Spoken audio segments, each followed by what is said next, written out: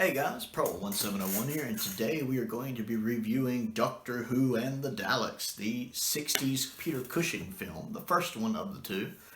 I did just finish this not long ago, watching it for the first time, and I did enjoy it. It's interesting watching this story because it's not just having to adjust to different actors playing these characters and what I'm used to. But the characters themselves are very different from what I'm used to them being. You know, they're portrayed differently, and the characters themselves are written differently. Susan is much younger, and even closer to her grandfather.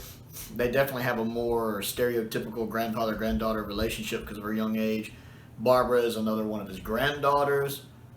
And Ian is the most different, in my opinion. Well, Barbara, this version of Barbara is kind of like TV series Barbara and TV series Susan rolled in one. Because she does kind of have those panicky moments, but sometimes she's really level-headed.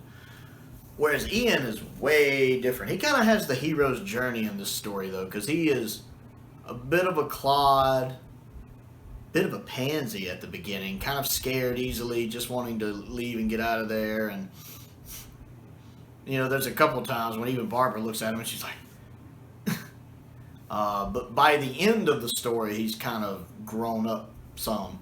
I mean, he is actually the one that tricks the Daleks into shooting the computer and blowing up the computer and accidentally stopping themselves. He's the one who actually saves the day at the end. He does very much have that Luke Skywalker journey, I guess before Luke Skywalker, that proto-Luke Skywalker journey. So he kind of has the hero moment at the end, the hero story. Although at the end he's still flouncing that little cape and running into the TARDIS door. Still a bit of a clod. Very different from TV Ian, for sure. Vastly, vastly different. So it's interesting adjusting to these characters that in some ways are only the same as the characters I'm used to in name. That's it. They have the same name. Other than that, they're very different. To me, the closest one is the Doctor, and he's still very different. Now, I like Peter Cushing. I know him from several other movies. I like him as an actor. He does play a more grandfatherly type figure. Like when you have that stereotypical view of the nice old man, grandfather type, that is kind of what he's playing. And it works really well. It takes a little adjusting to, but it works really well. His voice takes some getting used to because I'm not used to hearing that kind of voice from him. He has this little walk he does sometimes. Like I guess he pictures an older person walks with a bent knees. That's pretty effective. So that takes some adjusting to. I love it being in color. I have to remind myself this is the first time anybody saw Doctor Who in color. The colors are very vibrant. They pop. They're very, very there. But it looks gorgeous. I love the way this movie looks. The sets are really nice a lot of the times. I like the Dalek City on the outside. We'll get to the inside in a minute. I like the forest. I think the forest is realized really well. It's very obviously a set, but it still looks really good. I like when Ian and Barbara and some of the Thals are having to climb that mountain. You can see where the set is and where the matte painting behind them is. And you can tell where one starts and the other begins, but it's done really well. It looks really gorgeous. It's a great painting. And then it cuts away and it cuts back to show them further up with, again, a faraway shot, and that looks really good. I was really impressed with the set and the painting and how well they merged together. That looked really neat. I did not like the Tardis Interior at all. I think it looks awful with all those wires everywhere. That looks garbage. It looks like it's on a set.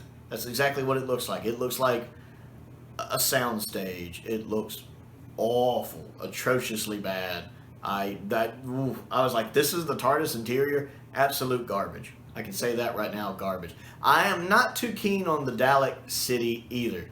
It's very pink, which I get it's going for that kind of 60s psychedelic thing. It is a 60s movie, but the interior of the city did not look good to me with those pink prismy walls. Why would the Daleks have pink walls? I get it's a city left over from, I guess, the Khaled or humanoid Dalek days, whatever the history you want to go by there. And it's still the same city, but I'm sure they modified it. I mean, even in the TV show, the city more resembled a city for the Daleks, whereas this one doesn't. It doesn't really resemble a city for anybody. It doesn't seem like it makes sense for the Daleks to be in a city that looks like that. I did not care for the interior. I did like the main control room, though, with that big computer that's like sectioned off with the rotating parts. That's cool. That's designed really well. I like that the parts turned and stuff and moved. That was really neat. I enjoyed that a lot. The Thals. I was not expecting the Thals to have quite that much makeup on. When the first Thal walked into the TARDIS, I was like, he just left a Boy George concert, apparently. Okay. And that really took me a minute to adjust to, with all of that makeup. Now, by the end of the movie, I had adjusted to it, because it wasn't just him wearing it. All the Thals look like that. That's just how they look in the movie. The male Thals, the female Thals. So, by the end of the movie, it wasn't bothering me. But when I first saw that one Thal, because having seen the Thals in the TV show so many times, they just look human normally. It took me by surprise, and I was like, that's a lot of mascara. So that was interesting to see that. I do think the one scene when the doctor's asking the girls to borrow their mirror, the way the girls are just, let's make sure our hair looks good. The Daleks are in danger. We don't have any food. We might starve to death. Let's check our hair. And I'm sitting there thinking a man wrote that. That's slightly sexist. I mean, for the 60s, it's not bad. But I looked at that and I was like, a woman didn't write that. It's funny to me. It's absolutely hilarious. But I was like, I made a note of it that a woman didn't write that scene. Because it's just so tropey, stereotypical. A bit sexist, I think. Just, maybe I borrow that mirror. Doesn't even say anything to him. Just, sure. I don't know. It amused me. The Daleks look fantastic. I love seeing the Daleks in all the different colors. The blue, the red, the leader black Dalek. I really like that. I like the fact they had alternate hands. Not all of them had the plunger. Some of them had that little clamp thing. I like that there was a little difference there. I don't like that sometimes the red lights, I like the red lights, but sometimes they were just flashing. You know, I much prefer the lights just to flash when the Dalek talks, but sometimes they're just randomly flashing on their own. I didn't care for that. I do like the Dalek voices. They are deeper here, way better than some of the early episodes with the Daleks. It is that kind of deeper, more mechanical tone that I like. They still talk a little slower than I like, but it seems like that got better over the course of the movie. By the end of it, it seemed like they were talking a little quicker, and I liked that better. At the beginning of the movie, when they weren't sketching their words out, I didn't like that as much. But the Dalek voices still overall sounded really good. I think it was a step up from the early TV stories. I did enjoy that a lot. I did not like the effect when they fire their gun. Just that little fire hydrant steam, not steam, but whatever that was shooting out that looked like a fire hydrant. The little mist, I didn't like that. That doesn't work for me. That needs to be a laser. Especially for a big budget movie like I'm assuming this was, relatively speaking. I didn't care for that. It didn't feel threatening and real for me. That was a huge issue for me. Oh, I'm talking about sets. I also like the outside of the Dalek City, that little ramp of dirt that leads up to it that you see them sneaking up and running down sometimes. Look really good. There's a couple really neat camera shots with camera angles they did with that look really good when you see like the Thals trying to creep up to the city, or maybe they were running out of the city, because that happened a few different times. I really liked that set and the camera angles used right there. I like the fact they had so many extras for the Thals in this. It really gave you the sense that there was a lot of them there. A lot of times when you would see them storming into the city, or fighting inside the city, or running away from the city, or sometimes even just sitting in the forest, it really gave you this sense of scale for how many of them were there, because they had so many extras for that. I appreciated that. Yeah, I enjoyed it. I think it was a good length. It was about, I think, an hour and 23 minutes. That seemed to work really well. I like the relationship between the Susan in this and the Doctor very much, that the little girl who loves her grandfather and the grandfather who kind of just dotes on his little granddaughter. I enjoyed that a lot. That you could tell they were really, really close. I like this Susan better than the TV Susan. She doesn't seem as panicky. She actually, even though she's younger, seems pretty calm. I mean, she got spooked a few times, but she's younger. It makes sense. But she actually held herself up, I think, pretty well over the course of this. It's interesting too, having seen the TV episode. Of course, the story does hit some of the same beats, seeing them done slightly differently, like when they find the fossilized creature at the woods at the beginning, how that plays out a little differently. Susan getting the hand tapping her on the shoulder, them finding the medicine pills and her having to come back and get the medicine pills later.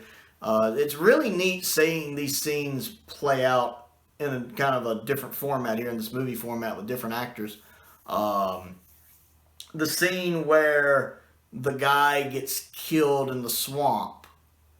This is one thing that doesn't make sense to me in either version of the story. Let's take a break right here, right by the swampy water where the deadly stuff might be. Yeah, Barbara, that's a good spot to take a break. And so we have Ian puts his face in the water. That's a good thing to do in a swamp with dirty water. Yeah, I just put my face in the water. He screams and says he sees a monster. They see the pipes, and then somebody's like, "Oh, I'll go fill up some water real quick." Did he go back to the one where the monster was? If Prowl was there, I just saw a monster in the lake. Here's Prowl's thing. Where are all the lakes? There, and there.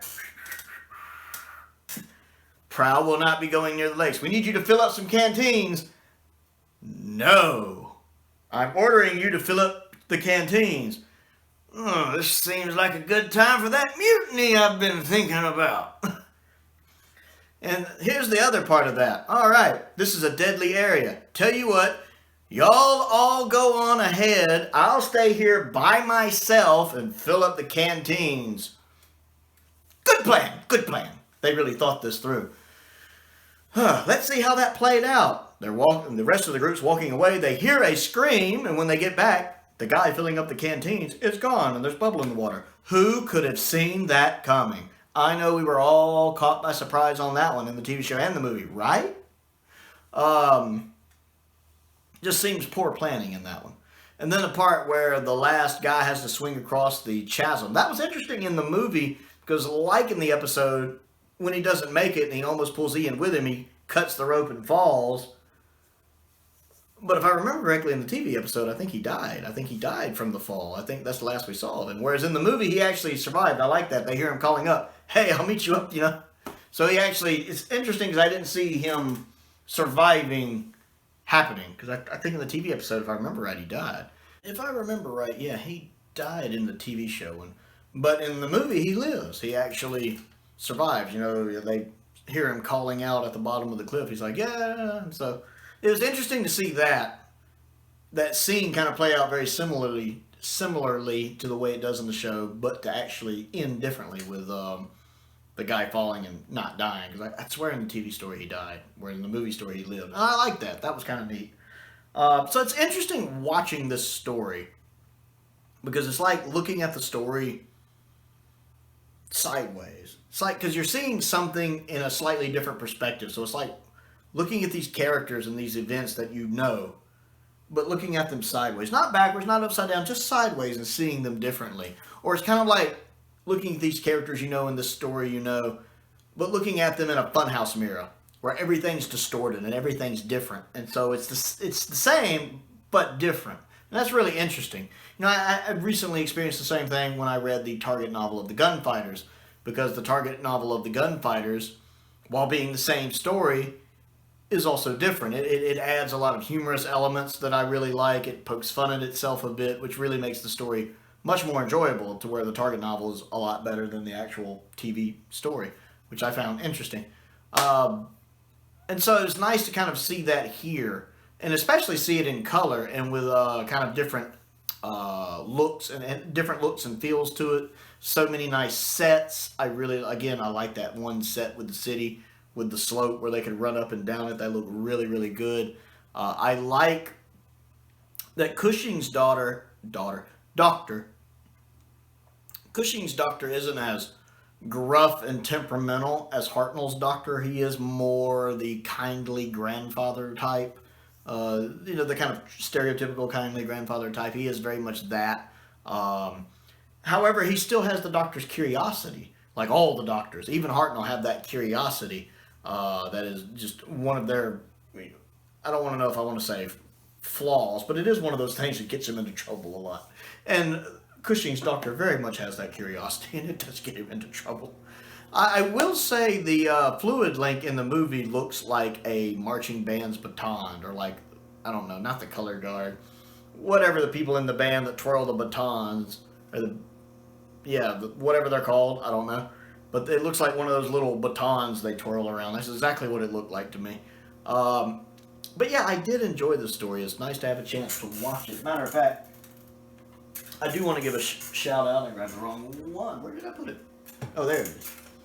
Aha.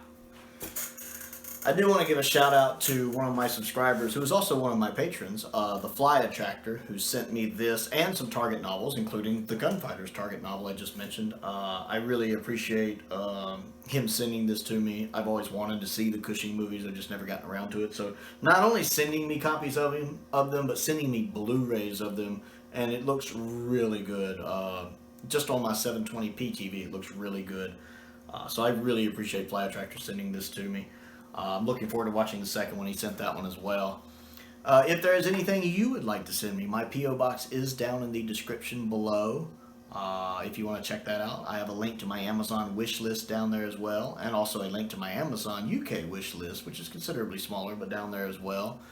If you would like to support me on Patreon, there is a link to that down in the description below. All of my middle to higher end patrons, basically my $10 and up patrons, get an exclusive free video every week. And sometimes I do early access for stuff. I do polls sometimes for stuff on the channel and stuff on Patreon. I'm also I kind of do a behind the scenes thing where I talk about myself every now and then. I think I'm just gonna call it Late Night with Prowley, because one of my patrons, one of my top tier patrons, Steven, he came up with that one time, I think as a joke, but I like the sound of it, Late Night with Prowley.